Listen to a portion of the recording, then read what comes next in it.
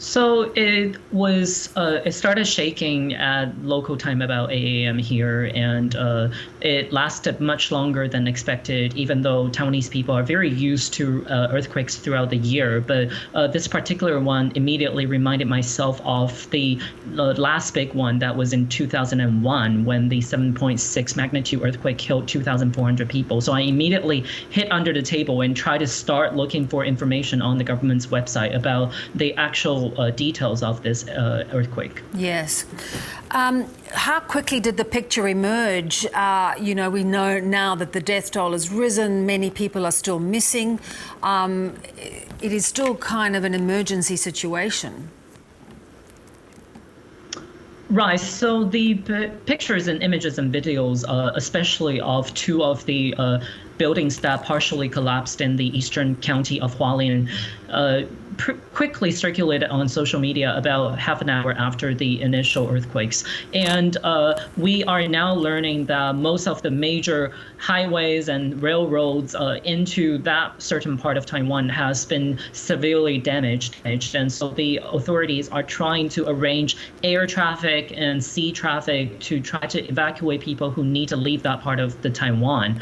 But I think luckily what we can confirm is that the responses from the government immediately kicked in, and so the resources and the personnel and the evacuation teams have already immediately been deployed to help with the rescue and relief efforts. Yeah, we're watching, William, buildings teetering on their side. So, as you say, Taiwan is used to earthquakes. What happens when people have to be evacuated? Where do they go?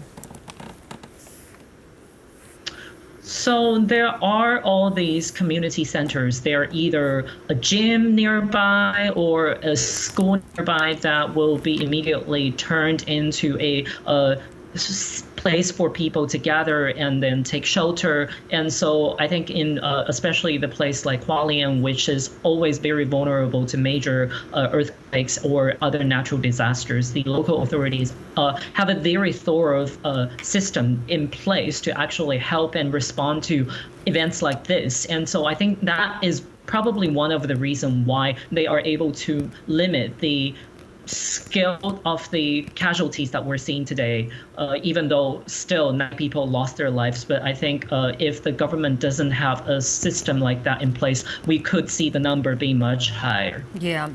The tsunami warnings have been lifted. Are there any aftershocks? Were there aftershocks after the major quake? Yes, the aftershocks basically happen throughout the day.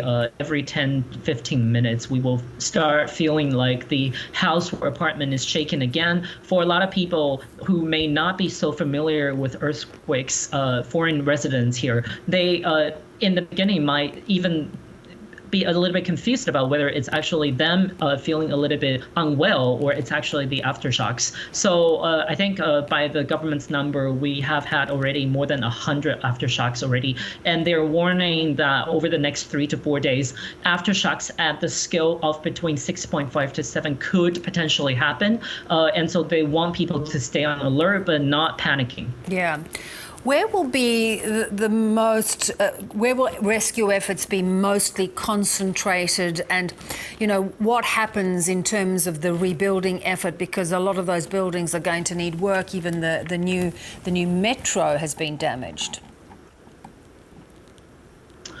Right. So far, it looks like the eastern part of Taiwan, especially Hualien County itself, is going to need most of the resources and support after the earthquake passes. And the authorities are already trying to restart the railway into that part of Taiwan. They're hoping that by early tomorrow, the railway will be fixed and up and running again. But for the actual driving highway, they unfortunately predicted that it might take a little bit longer. So they are trying to arrange sea transport for people in Hualien to be able to travel to other parts of Taiwan. And for all the older buildings and school buildings that have been damaged, there are also already resources being allocated for the reconstruction after the earthquake passes. Yeah.